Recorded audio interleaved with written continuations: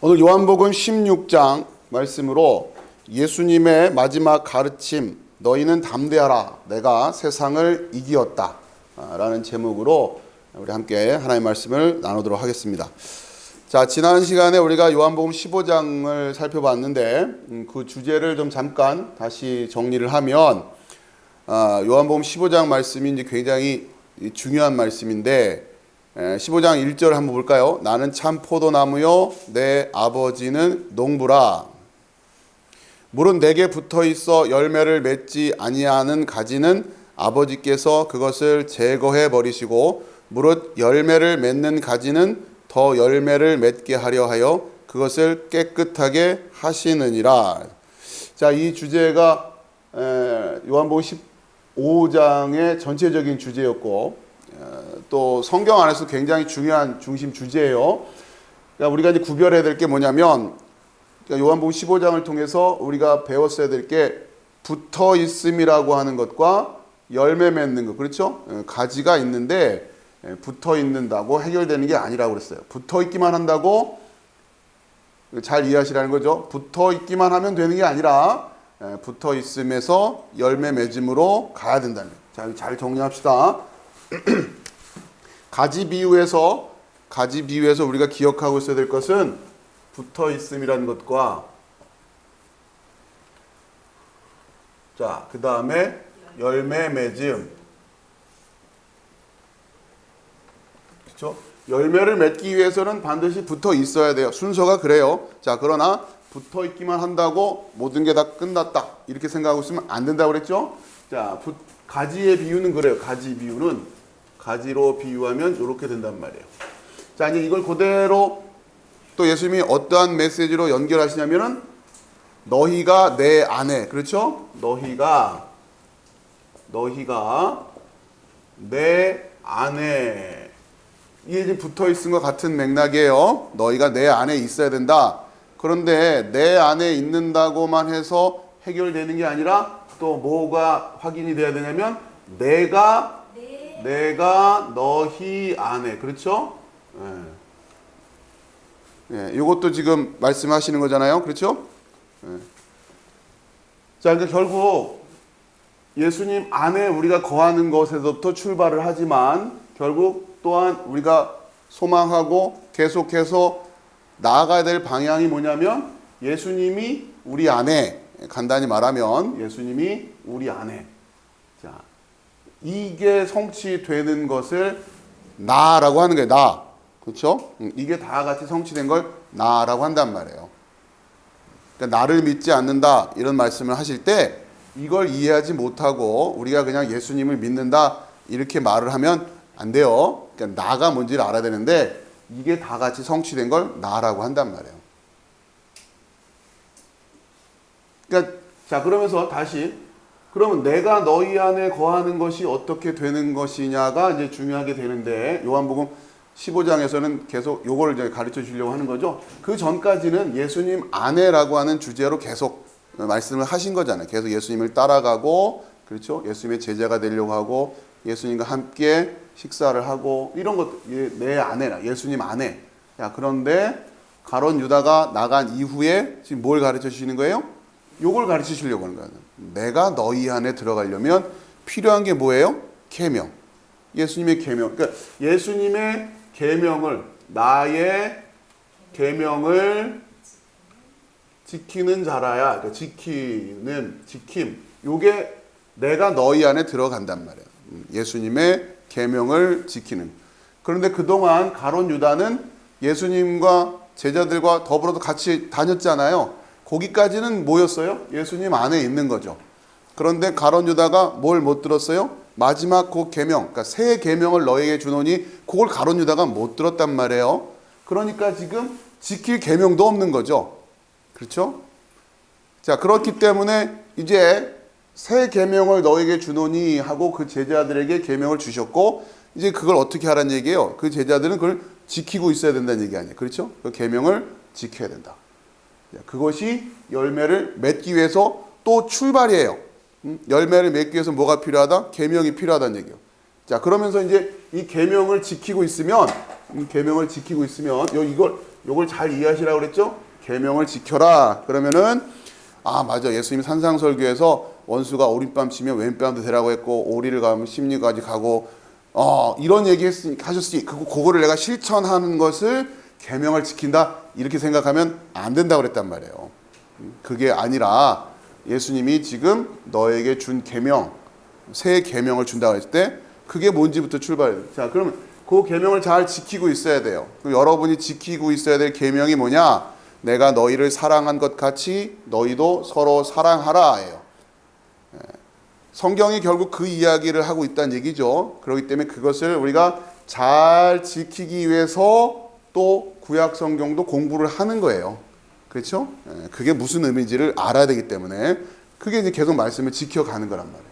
자, 그렇게 말씀을 지키고 있으면 이 말씀을 지키고 있는 자들에게 누가 오시느냐? 이제 오늘 16장의 주제죠. 이때 이제 성령께서 오셔서 이제 성령께서 오셔서 예수님 가시고 성령이 오셔서 이 계명을 지키고 있는 자들에게 뭘 가르쳐 주신다? 죄에 대하여, 의에 대하여, 심판에 대하여 가르쳐 주신다는 얘기예요. 그러니까 이게 계속 유기적으로 연결되어 있는 겁니다. 결국 여러분들이 맺는 열매라고 하는 것은 무엇에 대한 이해를 전제로 하고 있느냐? 예수님의 계명을 이해하고 있는 것을 전제로 하고 있고, 자, 그것을 그냥 내가 그래, 예수님이 우리 사랑한 것처럼 우리도 서로 사랑해야지. 그리고선 여러분의 생각으로 예수님의 사랑을 이해하고 여러분의 생각으로 서로 사랑해야지 그래 버리면 안 되는 거예요.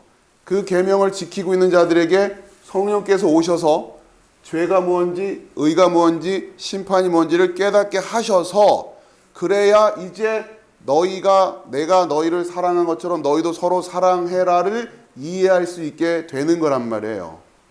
아시겠어요? 예. 그러니까 이게 지금 안 돼 있으니까 간단히 말해서 예수님을 모르는 사람도 사랑하면은 나름대로 생각하는 그림이 있죠. 이미지가 있죠. 저 사람 참 사랑이 넘치는 사람인 것 같아. 정말 이웃을 열심히 사랑하네. 예수님을 전혀 모르는 사람도 나름대로 생각하는 그런 이미지가 있단 말이에요. 이걸 전혀 몰라도 이런 얘기를 모르고 성령께서 가르쳐 주시는 죄가 뭔지 의가 뭔지 심판이 뭔지를 깨닫지 못한 상태에서도 우리는 얼마든지 사랑이 뭐라고 나름대로 이해하고 있단 말이죠. 그러니까 그러한 상태에서 예수님이 말씀하신 계명을 이해하고 쉽게 말해서 실천하려고 하면 이게 문제가 생기기 시작하는 거예요. 그거는 기대하는 그 열매가 아니란 말이에요. 여러분이 이 원리를 잘 이해하시라는 거예요. 그렇죠? 그래서 결국 이 열매 맺음이라고 하는 주제가 굉장히 이제 중요한 주제가 되는 거고, 요 흐름을 여러분이 잘 이해하고 계셔야 되고, 그 다음에 16장에서는 집중적으로 이 부분에 대한 이야기를 이제 말씀으로 전해 주시는 거죠. 자, 구체적으로 말씀을 진행하기에 앞서서 이 열매 맺는다고 하는 이 주제는 유대인들에게서는 굉장히 중요한 주제예요. 왜 그러느냐? 여러분이 열매 맺는다고 하면은 대번에 떠오르는 성경 구절이 있나요? 어떤 게 떠오르세요? 열매 맺음이라는 이미지가 굉장히 선명하게 그려져 있는 성경 구절이 있고 여러분들 다 아시는 걸 거예요. 생각이 좀 나시는 분이 계신가 보면 시편 1편으로 가보세요. 시편 1편으로 가봅시다.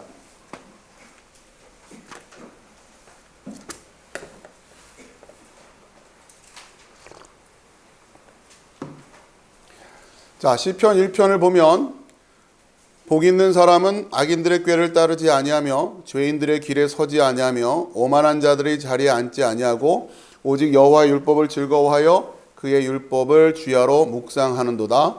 그는 시냇가에 심은 나무가 철을 따라 열매를 맺으며 그 잎사귀가 마르지 아니함 같으니 그가 하는 모든 일이 다 형통하리로다.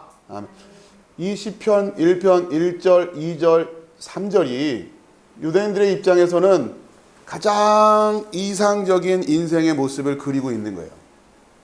이 땅에서 가장 이상적인 인생이 뭐냐? 바로 이 인생이에요. 이 시편 1편에서 말하는 이 복이 있는 사람. 자, 우리는 이제 이것이 신약에 와서는 어떻게 확대해서 또 해석이 되냐면 마태복음에서 말하는 그 산상설교에서, 그렇죠? 복이 있는 자는 자, 그 팔복에서 말하는 그 복과 이 시편에서 말하는 이 복이 이제 결국은 이제 같이 연결이 돼야겠죠. 자, 이거예요. 자, 그러면서 다시 1편을 보면 복 있는 사람은 악인들의 꾀를 따르지 아니하고 죄인들의 길에 서지 아니하고 오만한 자들의 자리에 앉지 아니하고.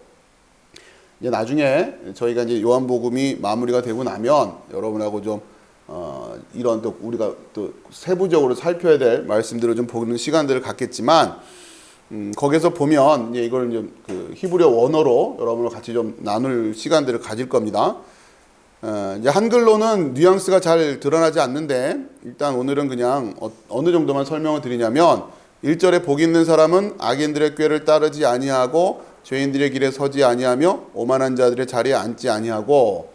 자, 그런데 이것이 히브리 원어로 보면 이게 그 완료라고 하는 형태로 쓰여서 완료 시제라고 하는 게, 그러니까 정확히 번역을 하면 복 있는 사람은 악인들의 꾀를 따르지 아니했습니다. 죄인들의 길에 서지 않았습니다. 오만한 자들의 자리에 앉지 않았습니다. 이렇게 되는 거예요. 자, 무슨 얘기냐? 복 있는 사람의 인생을, 이거는 그 사람의 인생이 다 마감되기 전까지는 확인할 수 없어요. 그 사람의 인생을 쭉 뒤 돌아보니까 어땠다는 거예요? 뭐로 결론을 내릴 수 있는 인생이더라? 악인들의 꾀를 따르지 않았습니다. 죄인들의 길에 서지 않았습니다. 오만한 자들의 자리에 앉지 않았습니다. 그렇죠? 우리가 장례식 때 예배 드리고 또 뭐 묘비명을 뭐 쓰든 이럴 때 얘기는 아무개 누구는 죄인들의 길에 서지 않았습니다. 그렇죠? 그렇게 규정할 수 있는 인생. 그게 바로 뭐라고요? 복 있는 사람이라고 하는 거예요. 지금 오늘까지는 잘 했다가 내일 또 우리가 어떻게 될지 모르잖아요. 지금까지는 잘 해왔다가. 그러니까 이거는 아직은 모르는 거예요. 여러분이 눈 감는 그 순간까지는 여러분의 인생을 뭐라고 규정할 수 없단 말이에요. 그러니까 지금 유대인들의 입장에서는 이런 인생이 되고 싶은 거예요. 내 장례식 때 와서, 그렇죠? 예.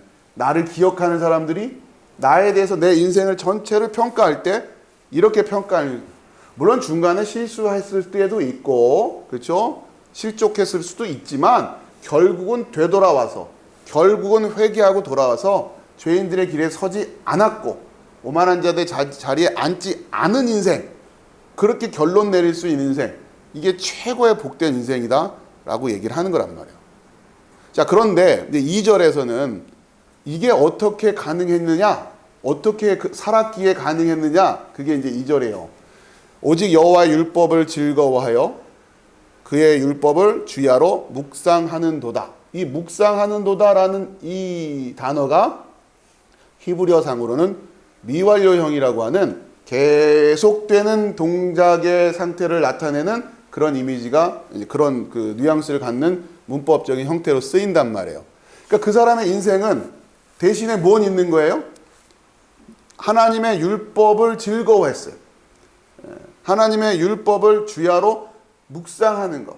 이것만큼은 꾸준히 한 거예요. 이해되세요? 무슨 말씀인지? 그걸 꾸준히 계속해서 주야로 묵상을 했다는 거예요. 우리가 신앙생활을 하다 보면 아까도 말씀드렸지만 곁길로 가기도 하고 뭐 해요. 근데 그 손에서 뭐는 안 놓쳤던 거예요? 하나님의 율법은 안 놓친 거예요.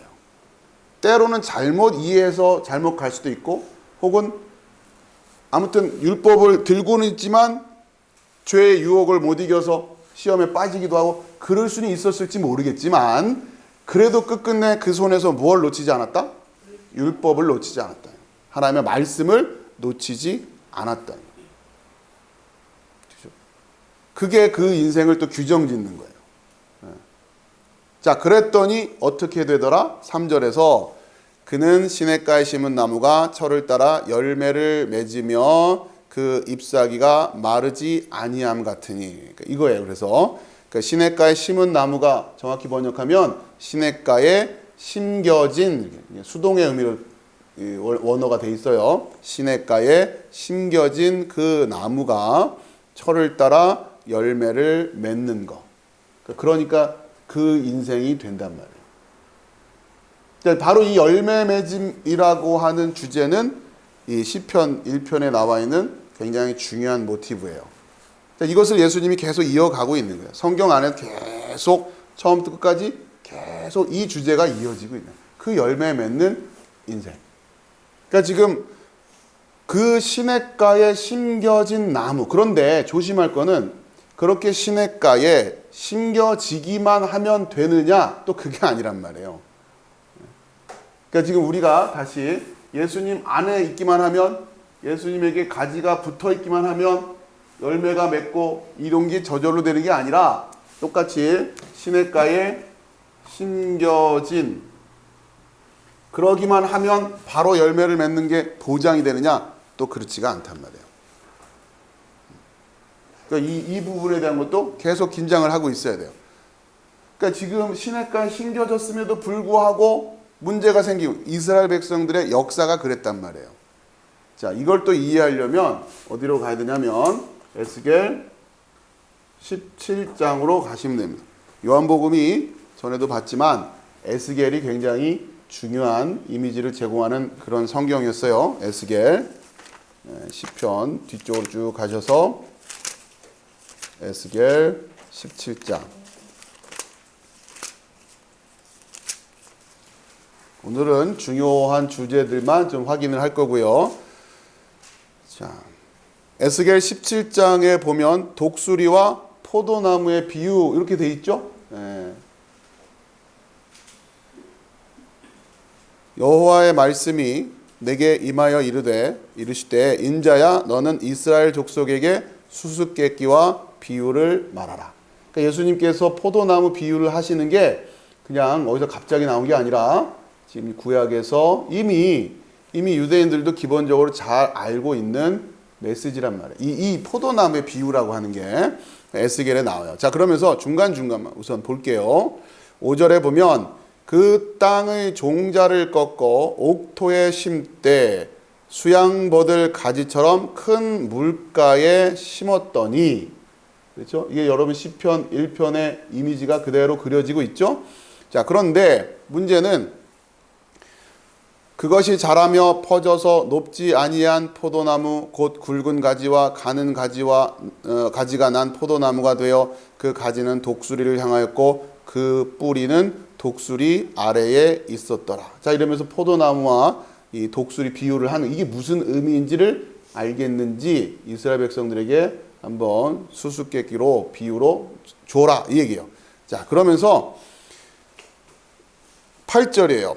그 포도나무를 큰 물가 옥토에 심은 것은 가지를 내고 열매를 맺어서 아름다운 포도나무를 이루게 하려 하였음이라. 그렇죠? 그 시냇가에 심어진 나무, 그렇죠? 그게 이유가 뭐냐? 열매를 기대했기 때문이라는 거예요. 열매를 맺기 위해서 그렇게 심었다는. 그러니까 심겨져 있는 자체가 복이 아니에요. 물론 심겨지지 않고는 그 열매를 맺을 능력이 우리한테는 없지만, 그러나 그걸로 끝나면 안 된단 말이에요. 자, 그러면서 자, 중간에 10절에 볼지어다 그것이 심어졌으나 번성하겠느냐? 동풍에 부딪힐 때에 아주 마르지 아니하겠느냐? 그 자라던 두둑에서 마르리라 하셨다 하라. 이러면서 지금 이스라엘 백성들이 시냇가에 심겨졌음에도 불구하고 열매를 맺지 못했다.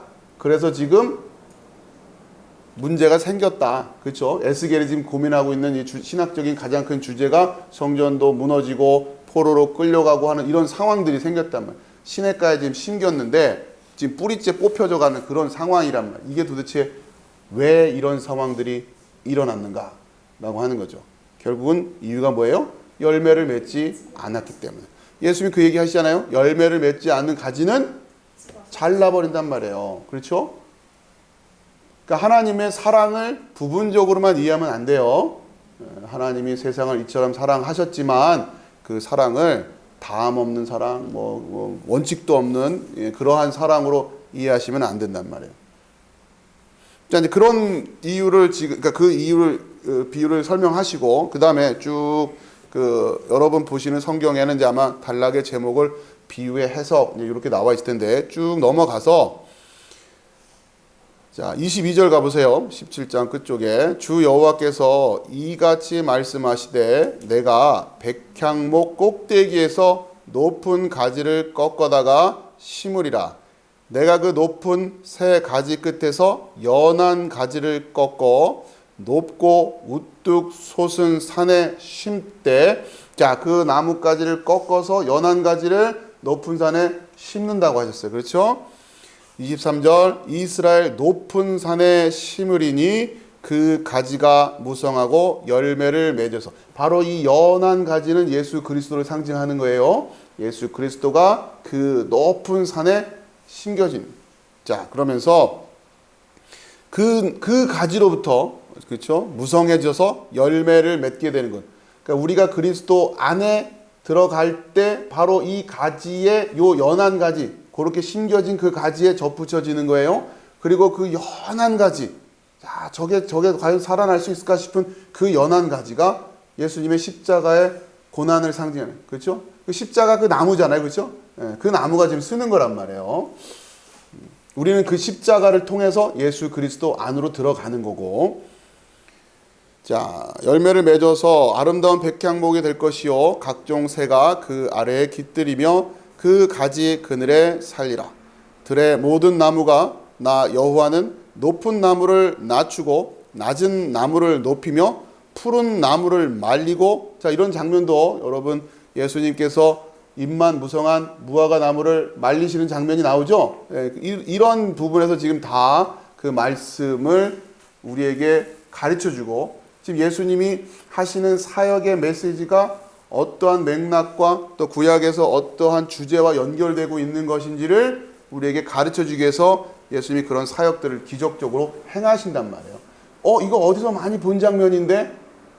무화과 나무 잎이 확 말라버렸네? 가만히 있어봐. 어디더라? 맞아, 에스겔 17장이었는데 그리고 찾아가 보니까 그 얘기가 그대로 있잖아요. 포도나무 비유를 하시네? 야, 이거 어디서 많이 들었던 건데? 바로 여기 있었던 얘기 아니에요. 그러면서 하나님이 그 연한 가지를 높은 산에 심겠다고 하셨고, 그러고 보니 그 십자가가 바로 그 가지였구나. 그렇죠? 그렇게 깨달아지게 되는 거예요. 누구만이? 그 말씀을 지키고 있는 자들만이 이 말씀들이 이제 깨달아지기 시작한단 말이에요. 자, 이제 그러면서 이 17장의 메시지가 시편 1편의 메시지와 연결되어 있고, 자, 그 다음에 요한복음 15장 이어서 16장까지 연결되고 있다라고 하는 걸 여러분 잘 이해하셔야 되고요. 자, 이제 시간이 되시는 분들은 오늘은 여기까지만 설명을 드리지만 반드시 에스겔 17장은 뭐하고 연결해서 읽으셔야 되냐면 에스겔 16장과 연결해서 읽으셔야 돼요. 그러니까 지금 에스겔 16장은 왜 이런 일이 생겼는지를 신학적으로, 에스겔에 신학적으로 이것을 해석하고 있는 거라면, 그 상황이 지금 구체적인 역사 속에서 구체적인 이 외세가 침략하고 바벨론이 침략하고 이스라엘 그 예루살렘이 함락되고 이런 장면들을 지금 에스겔 17장에서는 그리고 있는 거란 말이에요. 그러니까 이 두 가지를 같이, 지금 16장에서는 신학적인 원리를 설명한다면 17장에서는 구체적인 역사적인 사건을 비유로 지금 이야기를 하고 있는 거예요. 그러니까 16장과 17장은 여러분이 시간 있을 때 항상 16장과 17장을 같이 한번 읽어보세요. 오늘은 이게 좀 다른 시간에 우리가 주제를 한번 잡아가지고 말씀을 나눌 테니까, 자, 다시 이제 오늘 교재로 돌아와서 말씀, 요한복음 16장 다시 펼쳐 놓으시고,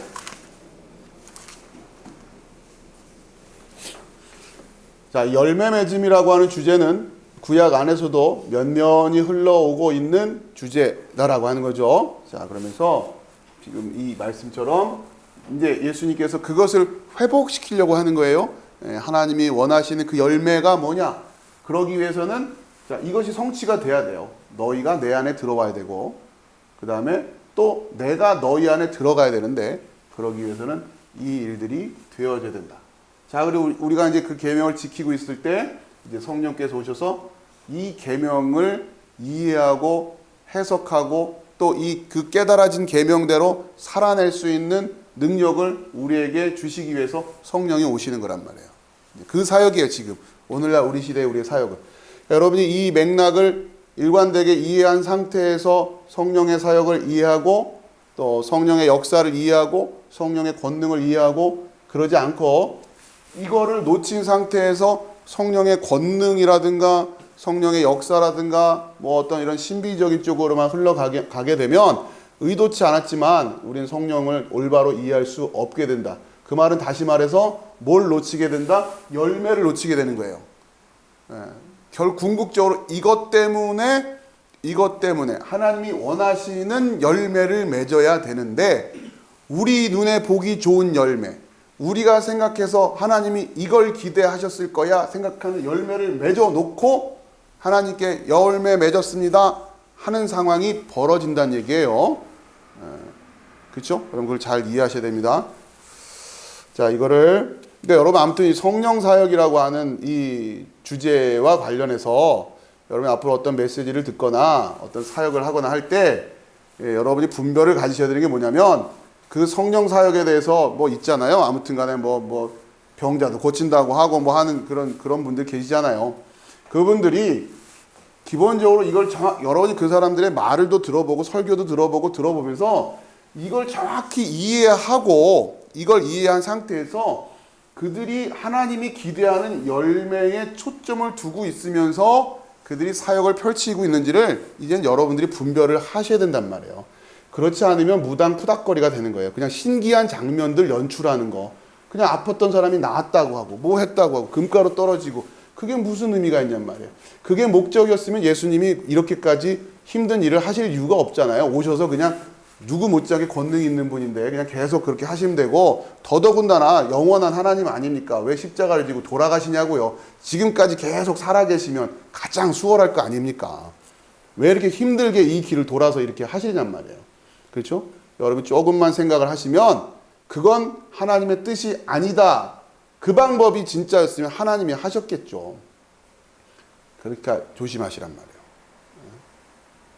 그렇기 때문에 성령 사역은 사실은 여러분들 앞에 표적을 보여주기 앞서서 굉장히 오랜 시간 가르침의 사역이 선행되지 않으면 성령 사역은 안 되는 거예요.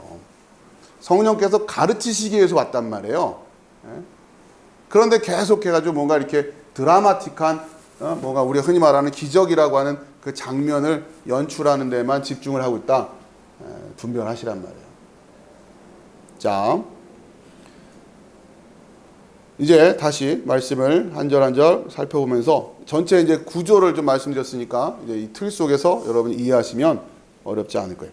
요한복음 16장 들어갑니다.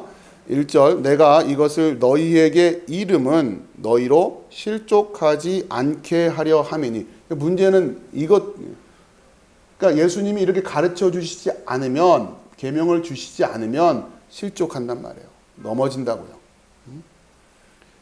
자, 그런데 실족하는 이유가 뭐냐면 사람들이 너희를 출교할 뿐 아니라 때가 이르면 물은 너희를 죽이는 자가 생각하기를 이것이 하나님을 섬기는 일이라 하리라. 자, 이 문제는 지난 시간에 말씀드렸지만 이들을 핍박하는 자들이 뭐라고 주장하면서 핍박을 한다? 내가 너를 핍박하는 게 하나님을 섬기는 일이야 이러면서 핍박을 하니 더더군다나 그 유구한 전통과 그 화려한 예식과 모든 시스템을 갖추고 있는 그 유대 지도자들, 종교 지도자들의 측면에서 핍박을 하니 제대로 분별이 안 된 사람들은 어떤 혼란이 오겠어요. 대제사장이 잘못했다고 하는데 내가 뭐라고, 그죠? 자꾸 듣다 보니까 이게 아니었나 봐. 응? 예수님은 지금 또 안 계시고 그러면서 점점 시간이 흐를수록 마음을 빼앗기기가 쉬운 거 아니에요. 다른 것도 아니고 하나님을 섬기는 일이라고 하면서 하니까 그렇게 하면 안 돼. 이거 잘못된 거야. 무슨 교회가 그래? 그건 아닌 것 같아. 자꾸 이럴 거란 말이에요. 그 여러분도 그런가? 아닌가? 이러면서 헷갈리기 시작하는 거죠. 그러면서 결국은 그렇기 때문에 이제 그런데 문제는 그 핍박을, 그러니까 그들이 그렇게 비난을 하면서 이들이 당하는 고난이라고 하는 게 간단치가 않은 거예요. 출교당해요.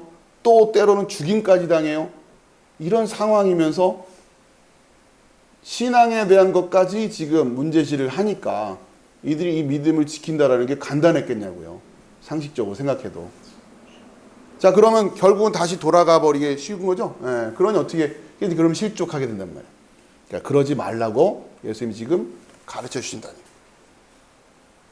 이게 지금 이제부터 가르치시는 거를 지켜나간다는 게 간단치 않은 겁니다. 3절. 자, 그런데 그들이 이런 일을 할 것은 아버지와 나를 알지 못함이라. 결국 그들의 문제는 이거예요. 아버지와 나를 알지 못해요. 그러니까 간단히 말하면 오늘 주제 안에서 설명을 하면 아버지 안에 없어요. 예수님 안에 들어와 있지도 않아요. 그렇기 때문에 이런 일을 한다. 간단히 말하면 세상이죠. 세상. 예수님 밖에 있으니까. 자, 요한복음 17장에 나오는 말씀이지만 이 주제를 반복하고 있어요. 영생은 곧 유일하신 참 하나님과 그가 보내신 자 예수 그리스도를 아는 것이니라. 그렇죠? 결국 영생이라고 하는 것은 유일하신 참 하나님과 그가 보내신 자 예수 그리스도를 아는 거예요. 자, 거기에 지금 제가 밑에 헬라어로 발췌를 해놨는데 빨간색을 보면 빨간 부분 그거 이제 하나씩 읽어드리면 톤, 모논, 알레디온, 데온 이렇게 돼요. 톤, 모논, 알레디온, 데온. 자, 이렇게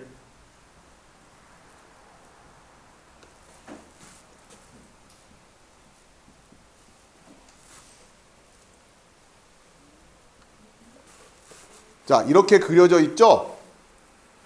네. 네, 그쵸? 네, 그림 잘 보세요. 톤, 모, 논, 알레, 디온, 데온 이렇게 돼 있어요.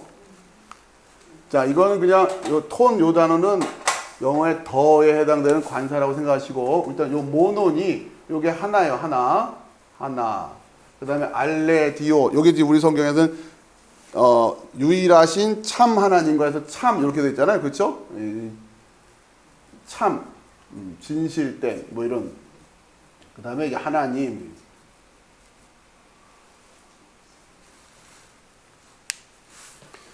그러니까 이걸 알아야 된다는 얘기예요. 그러니까 하나님을 안다는 얘기는 자, 이게 지금 참 이제 우리 성경에서는 유일하시고 참되신 하나님 이렇게 지금 돼 있잖아요.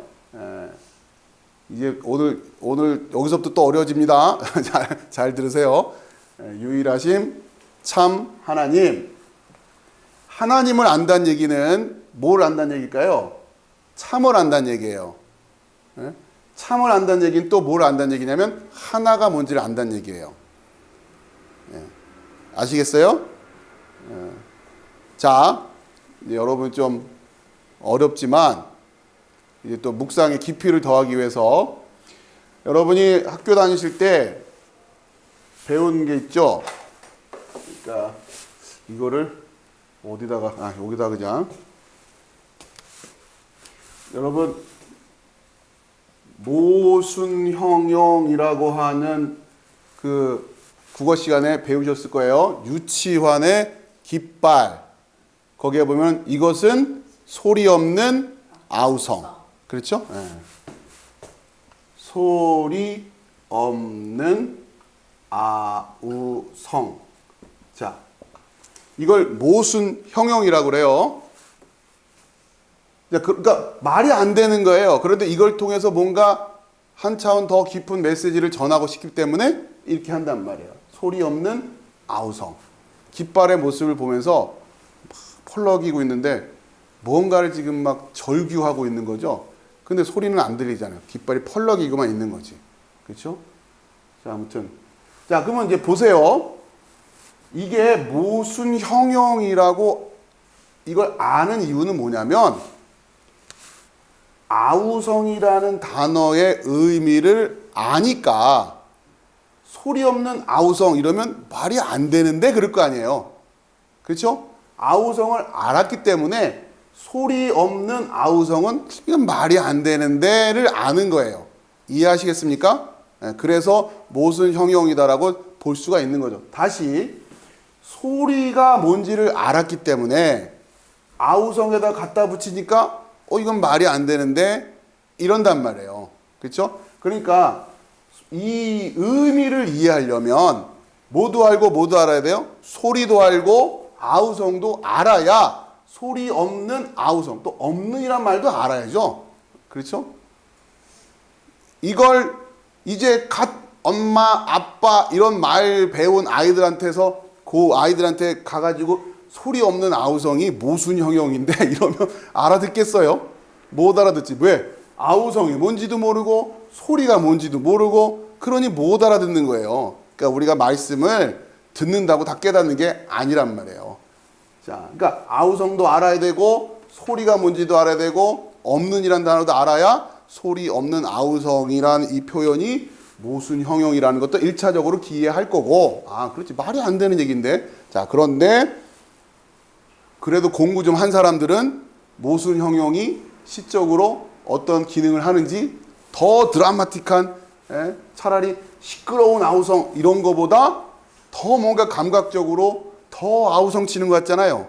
그죠? 그 정도 감수성은 좀 있으셔야죠. 소리 없는 아우성, 그냥 조용하다는 얘기네? 이러면 안 되는 거 아니에요. 그렇죠? 사뿐히 지려밟고 가시 없어서, 그러면 조심조심 이런 얘기가 아니잖아요. 그렇죠? 사뿐히 지려밟으면 그 감수성이 있어야 된단 말이에요. 자, 그런 것처럼 다시 성경이 지금 유일하신 참 하나님과 그가 보내신 자 예수 그리스도를 아는 것이다 할 때에, 그러면 지금 뭐냐면 여러분 잘 보세요. 톤, 모논, 알레디온, 데온 했을 때 하나와 참되신 하나님. 자, 우리 성경으로는 유일하신 참 하나님 이렇게 됐죠? 유일하신 참 하나님 이랬단 말이에요.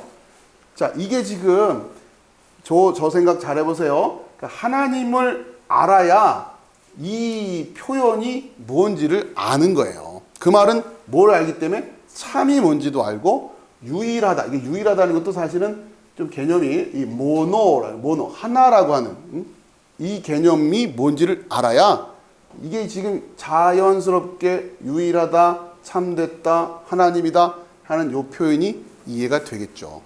그러니까 여러분이 그래서 제가 그런 말씀을 드리는 거예요.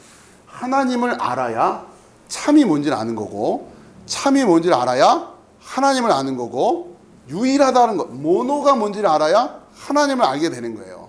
그러니까 모노가 뭔지를 모르는데 하나님을 어떻게 하냔 말이에요. 제가 계속 말씀드린 독생자라고 할 때 그 모노게네스거든요. 이게 모노게네스. 그 밑에 제가 아마 해놨을 거예요. 그 메모한 거 보시면 하나이신 진리이신 하나님이 하나를 보내셨어요. 독생자를 보내셨다고요. 모노게네스를. 그 하나를 가지고 계신 분, 하나가 되신 분을 보내신 거예요. 여러분 이제 이런 표현들이 좀 이제 이해가 되세요? 처음에는 굉장히 힘들어요. 뭐 이게 뭔 소린가? 아무튼 그 고비를 잘 넘기셔서 이제는 이 말씀이 좀 수월하게 들리실 거예요. 그러니까 독생자가 거듭 말씀드리지만 호적등본의 외아들 이런 수준이 아닌 거예요, 지금. 그 하나가 되신. 우리는 하나님을 알기 위해서는 뭘 또 알아야 돼요? 하나를 알아야 된단 말이에요. 그러니까 우리 쪽에서 가지고 있는 하나. 근데 이제 하나, 둘, 셋, 넷 이런 하나는 아니기 때문에 지금 자꾸 뭘 가르쳐 주시려고 하는 거예요? 모순 형용어 같은 사건들을 통해서 우리에게 뭔가 메시지를 전하려고 하는 거예요. 이게 지금 여러분 생각해 보세요. 그 소리 없는 아우성이 맞잖아요. 이것보다 더 어떤 식으로 할 거예요? 이게 이거 말고 이거보다 더 정확하게 그 상황을 표현할 수 있는 뭐가 없단 말이죠.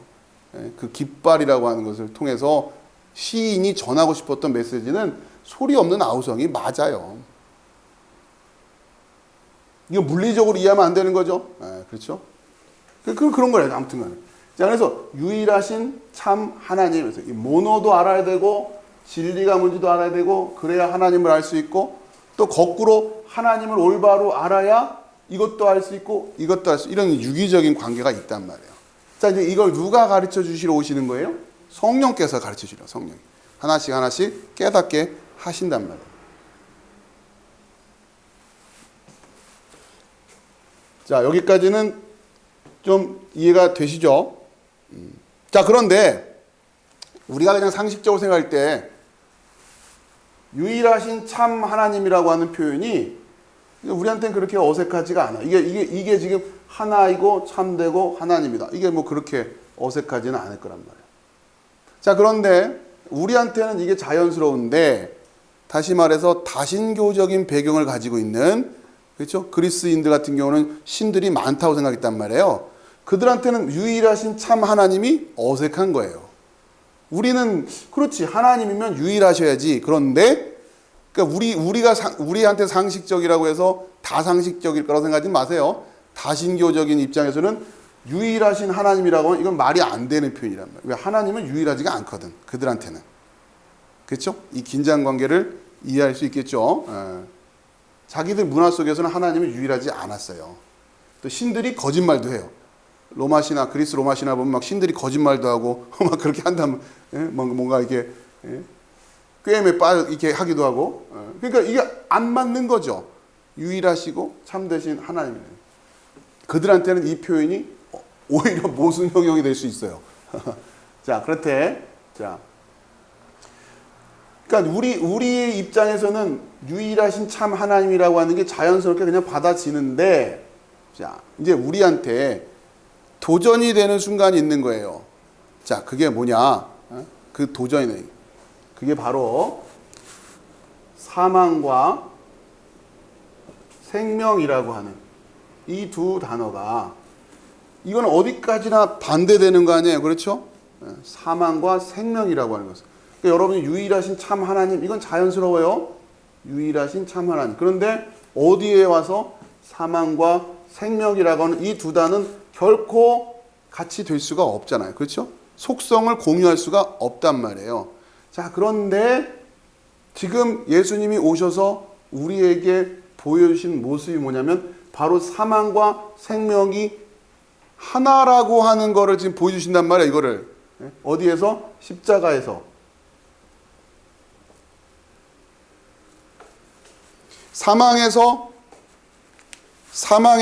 생명으로 가는, 이게 사실은, 그러니까 이게 지금 이 십자가가 요거거든요. 지금부터 좀 어려워져요. 여러분 잘 이해하세요.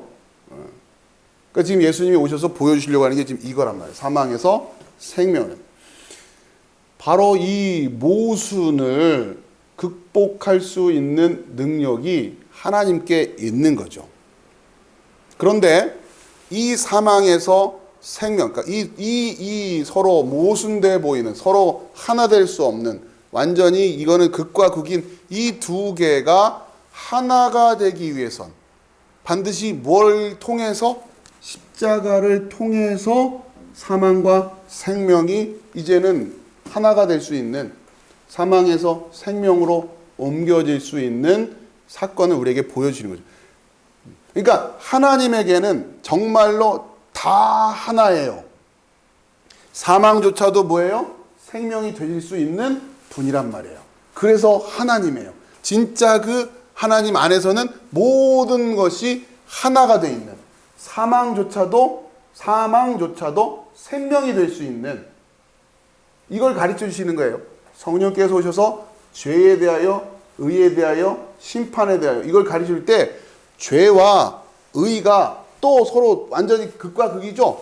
사망과 생명처럼 죄와 의라고 하는 것이 서로 또 극과 극이란 말이에요. 자, 그런데 이 완전한 모순이 뭐 안에서? 십자가 안에서 하나 될 수 있다고 하는 걸 예수님이 또 가르쳐요. 왜? 그 모노게네스니까 하실 수 있는 거예요. 독생자니까 할 수 있는 거란 말이에요. 아시겠어요? 그래서 그러니까 결국 이 십자가는 하나님의 사역이고, 예수의 사역이고, 그러니까 그리스도의 사역이고, 성령님의 사역인 거죠. 다시 말해서 진짜 그 하나됨은 하나님만이 이루실 수 있는 거다. 그러니까 우리가 그 하나님 안에 들어가야 되고, 우리가 하나님 안에 들어가서 그 하나님 안에서 하나님을 우리 안으로 모셔서 우리가 그 하나됨의 열매를 맺었을 때 우리가 바로 사망과 생명이라는 영원한 이분법이라고 하는 이 세계 속에서 우리는 사망에서 생명으로 건너갈 수 있는 영생을 얻을 수 있게 된다. 이게 성경이 가르쳐주는 진리란 말이에요. 자, 그런데 인류의 역사 속에서, 인류의 모든 역사 속에서 인류의 사상은, 인류의 사상의 핵심은 어디에 초점이 꽂혀 있냐? 바로 이거예요. 결국은 사망에서 어떻게 생명으로 갈 것이냐. 사망과 생명이 서로 어떻게 나뉘지 않았다고 할 것이. 이게 지금 고민인 거예요. 가지각색의 다양한 아이디어들이 나와요.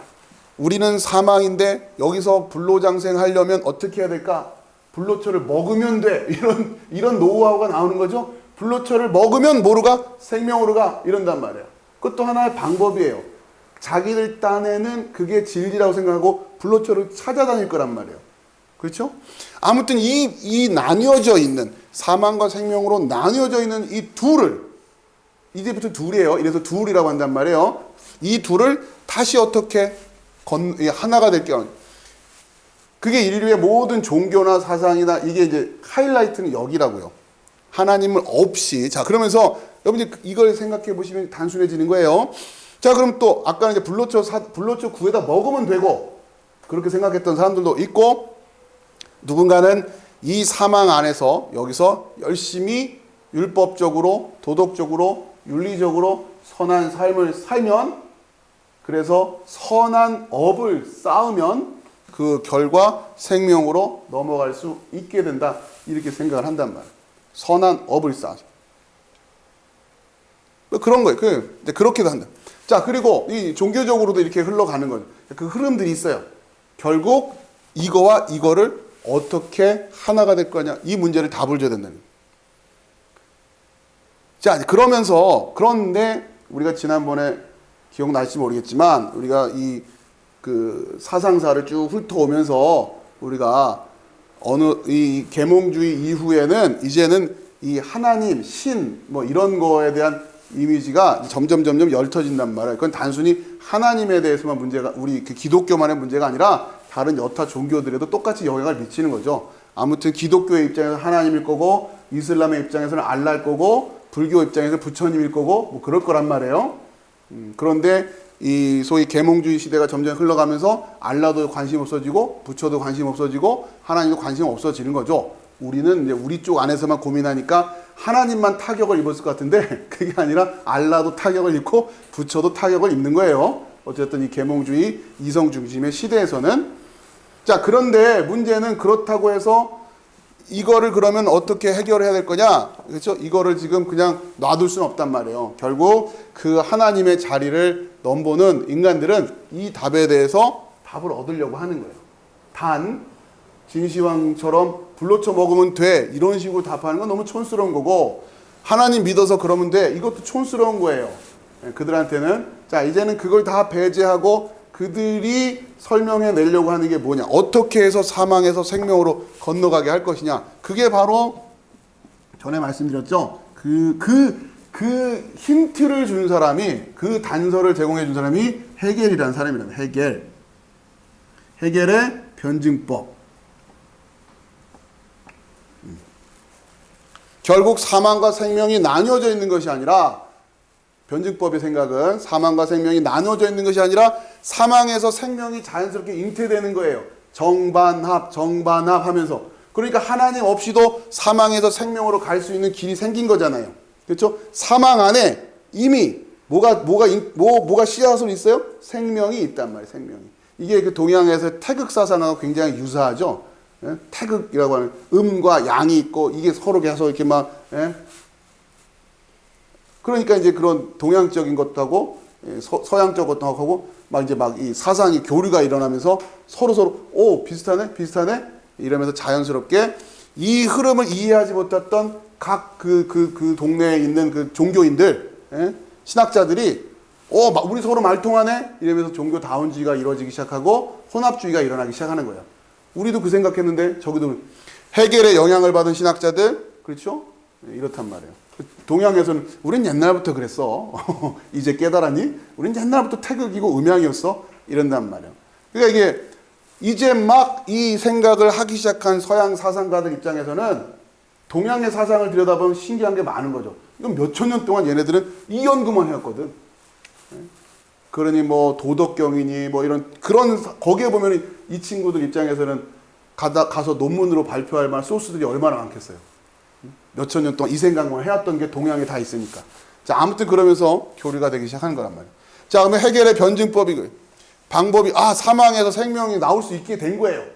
죄에서 의가 나올 수 있게 된 거예요. 이 원리가 그렇게 설명한단 말이에요. 간단히 말하면.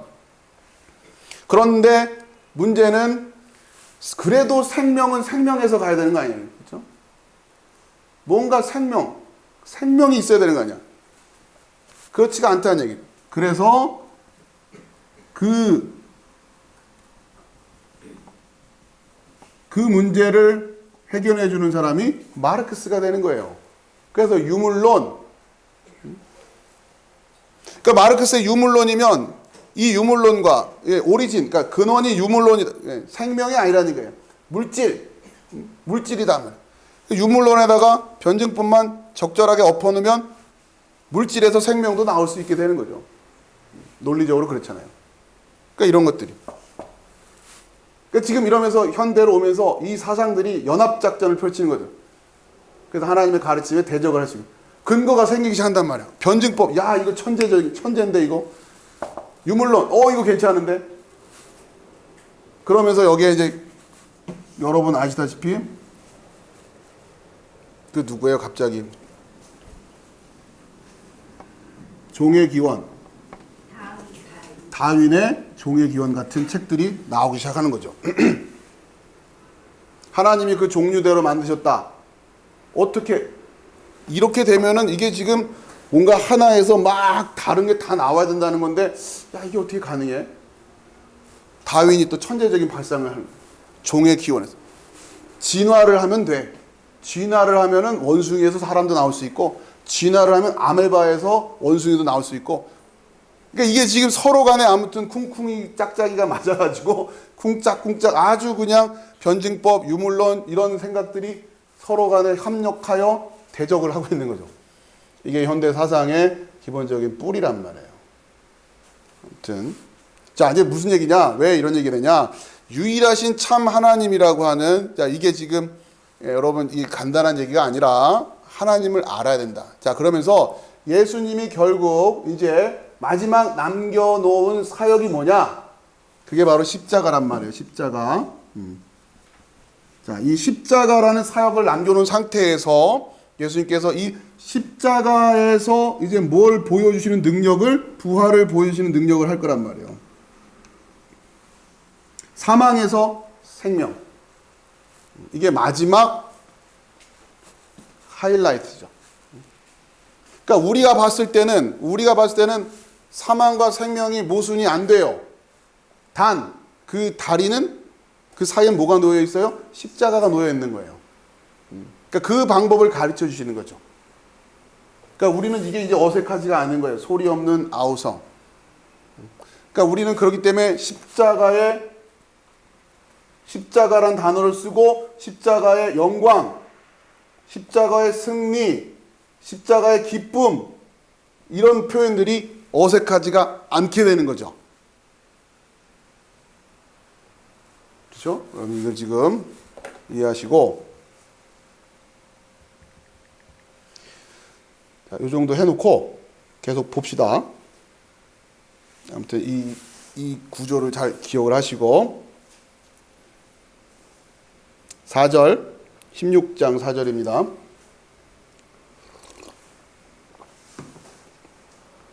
오직 너희에게 이 말을 한 것은 너희로 그 때를 당하면 내가 너희에게 말한 이것을 기억나게 하려 함이요 처음부터 이 말을 하지 아니한 것은 내가 너희와 함께 있었음이라. 그러니까 지금 예수님이 십자가 사건을 앞에 놓고 예수님의 죽음이에요. 예수님의 죽음을 앞에 놓고 그리고 이어서 되어질 그 제자들의 박해, 고난 이런 부분을 지금 미리 말씀을 하시는 거죠. 그리고는 그때가 되었을 때 분별력을 잃지 않게 하려고 내가 지금 미리 다 얘기를 해주는 거다.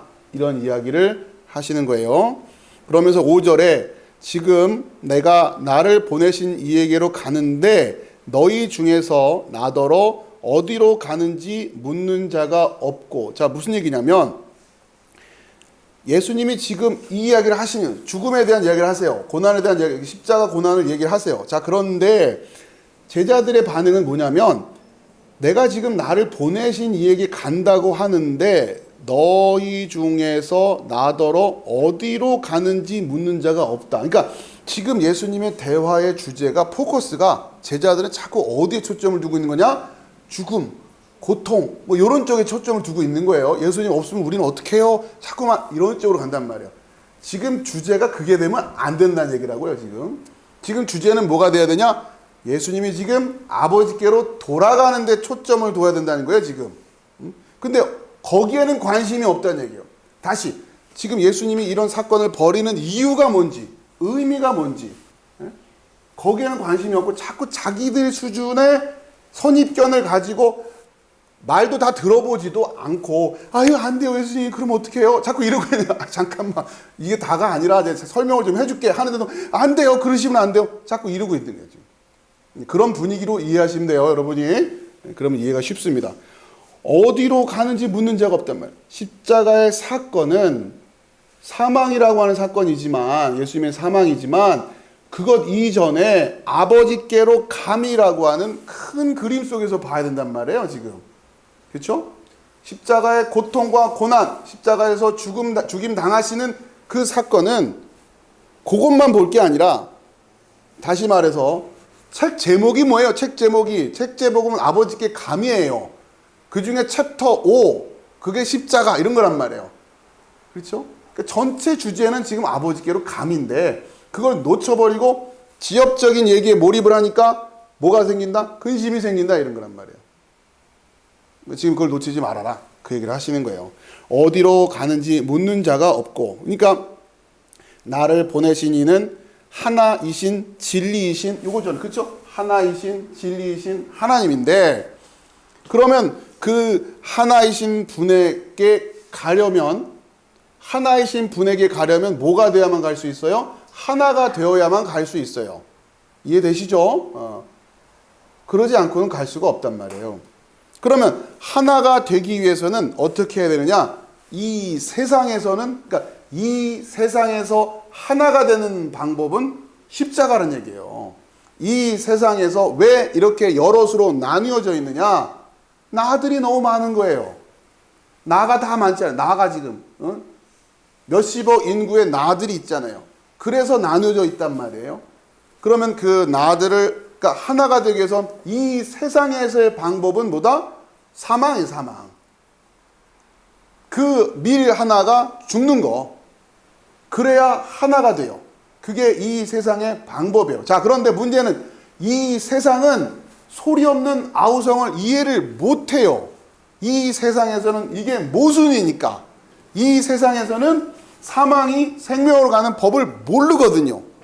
이 세상 안에는 방법이 없어요. 많은 면에서 고민해서 뭐 변증법이다 뭐다 사상적으로 만들어낼 뿐 그건 진리가 아니란 말이야. 유일한 진리는 십자가라, 십자가. 그것만이 하나가 될 수 있어요. 그러니까 예수님이 지금 아버지께로 가기 위해서는 반드시 하나가 되어야 되는데, 이 세상에 오셨으니까, 이 세상에 와 계시는 동안, 그렇죠? 그러면서 다시 그 하나로 돌아가기 위해서는 반드시 이 십자가를 거쳐가야 되는데, 그걸 지금 제자들이 이해를 못하고 울고불고 지금 난리를 피우고 있는 거란 말이에요. 안 돼요, 이러고.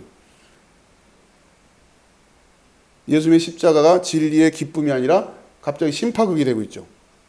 그러면 안 된다는 거예요. 자, 그러니까 그걸 이해를 못했기 때문에 어쩔 수 없어요. 지금 아직은 성령의 이 사역 전이기 때문에 깨닫지 못해서. 자, 그런데 7절에 그러나 내가 너희에게 6절 도리어 내가 이 말을 함으로 너희 마음에 근심이 가득하였도다. 깨닫지 못하니까. 그래서 근심할 수밖에 없는 거예요. 그러나 7절 내가 너희에게 실상을 말하노니 내가 떠나가는 것이 너희에게 유익이라. 그러니까 지금 전체 그림을 보면 예수님은 떠나가셔야 돼요. 그게 유익이 되니까. 그걸 이해를 못하고 있으니 지금 단순한 생각에서 안 돼요 이러고 있단 말이에요. 자, 그게 하나님의 원리였어요. 내가 가면, 떠나가지 아니하면 보혜사가 너희에게로 오시지 아니할 것이요 가면 내가 그를 너희에게로 보내리니. 예수님이 가셔야 되는 이유가 여러 가지가 있었지만 그 십자가를 지는 아무튼 그 십자가 안에 모든 원리가 엑기스로 녹아져 있는 거예요. 그리고 예수님이 또 그렇게 해서 또 가셔야 돼요. 그 중에 이유는 그래야 보혜사가 오시니까. 내가 가면 그를 너희에게로 보내리니. 여기에서 너희는 계명을 지키고 있는 자들이죠. 그들만이 너희가 되는 거예요. 아니면 성령이 오셔도 안 된단 말이에요. 그렇죠? 그러니까 예수님이 오셔서 하신 사역이 있고 그 예수의 사역이 우리 안에 성취가 되어야, 그러니까 예수님이 오셔서 하신 사역은 뭐예요? 십자가까지 해서 우리에게 1차적으로 말씀을 주시고 가셨잖아요. 지키고 있어야 될 말씀, 계명으로 지키고 있어야 될 말씀을 주시고 가는 거, 그게 예수님의 사역이에요. 직접 오셔서 구두로 전하셨어요. 우리가 들을 수 있는 말로. 그렇죠? 이해되시죠? 성령께서 오셔서는, 그러니까 말씀이 육신을 입고 오셔야 전해줄 거 아니에요. 요거 지켜라 이렇게. 근데 성령은 육신을 입고 안 오죠. 그 사역은 예수 독생자만 하시는 사역이니까, 말씀과 육신이 하나가 된 독생자 사역이기 때문에 성령은 오셔서 여러분의 귀에다 대고 예수님이 말씀하신 식으로 말씀을 안 하신다고요. 그러니 계명을 가르칠 수가 없죠. 그죠? 그러니까 성령님한테 무슨 소리 들었다는 사람들 조심하란 말이에요. 그 소리가 예수님이 주신 계명의 의미를 깨닫게 하는 거라면 그건 성령의 음성이 맞아요. 성령 오셔서 그 얘기가 하는 거니까. 내가 뭘 지키고 있었는데 이제 성령의 음성을 통해서 죄가 뭔지 의가 뭔지 심판이 뭔지, 어떻게 사망에서 생명으로 옮겨질 수 있는 건지, 어떻게 이것이 하나가 될 수 있는 건지 이제 그걸 깨달았다.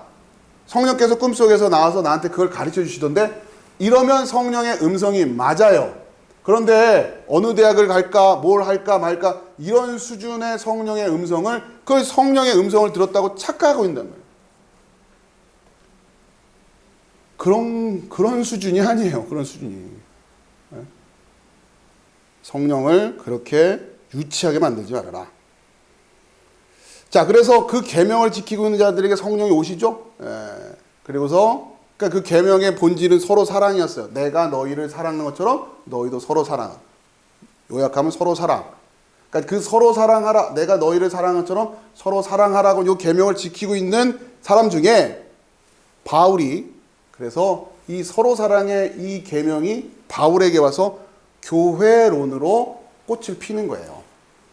바울이 그래서 교회 하면서 다니면서 교회를 세우고 교회에 권면하고 교회에 편지를 보내고 교회를 위해서 그렇게 사역을 하는, 결국 그 서로 사랑을 깨달은 이들의 삶의 궁극적인 목적이랄까, 삶의 에너지는 어디로 집중되느냐? 그 참된 교회를 세우고 그 건강한 진리 안에 올바로 선 교회를 세우는 일에 집중하게 된다는 거예요.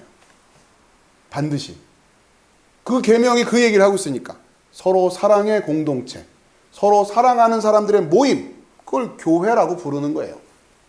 여러분이 거기에 집중하시는, 그게 바로 여러분이 사망에서 이 땅에서 확인할 수 있는, 이 땅에서, 이 코스모스, 이 세상에서 확인할 수 있는 사망에서 생명으로 여러분이 이 십자가를 통해 옮겨졌다고 하는, 아직은 부족하지만, 아직은 어설픈 부분이 많지만, 결국은 그 예수님이 다시 오실 때 완전하게 성취된 그 영원한 생명을 이 땅에서 우리가 그나마 맛보고 흉내내고 소망할 수 있는 유일한 방법이 교회예요. 교회. 그 교회. 그래서 바울에게 의해서 바울이 성령 받고 그 교회를 세우는 거예요. 그렇잖아요. 잘 이해하세요. 바울이 성령 받고 바울이 담메색 도상에서 성령 만난 이후에 그 이후에 하는 사역이 뭐냐? 교회 세우는 사역이란 말이에요. 교회 세워. 교회는 산당이 아니에요. 내가 그 교회가 돼서 교회 일원이 돼서 교회 지체가 돼서 튼튼히 세워가야지. 그냥 분위기 좋은 데 와서 잠깐 앉았다가 가고 기도하고 가고 이런 게 아니라고요. 원리 자체가 그렇게 되지가 않아요. 자, 그 성령께서 오셔서 죄에 대하여, 의에 대하여, 심판에 대하여 세상을 책망하시리라. 여러분, 이게 저희 교회가 메시지를 처음 여러분하고 나누기 시작할 때 가장 처음부터 우리가 집중했던 말씀인 거죠. 오늘 다시 거기에 돌아왔어요.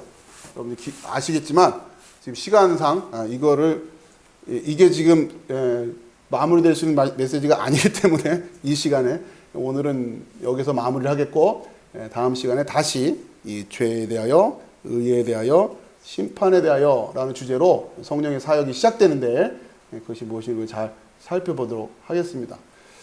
자, 아무튼 오늘 설교 또 제가 영상으로 해서 올려드릴 테니까 여러분 계속 반복해서 들으시면서 이 틀을 잘 잡으시기 바랍니다. 신앙의 가장 기초적인, 결국 이제 핵심부에 와 있는 거예요. 이 16장, 그리고 이어서 이것을 위해서 중보하시는 예수님의 기도가 17장이에요. 그건 예수님의 기도. 그런데 우리는 어디에 집중해야 되는, 바로 이 16장. 16장에, 그러니까 우리가 할 일은 16장이죠. 16장에 집중되어 있다. 우리 신앙생활의 핵심이다. 이 전체 원리와 구조를 여러분들 잘 이해하고 계시는. 다음 시간에 이어서 계속 말씀 나누도록 하겠습니다. 자, 기도합시다.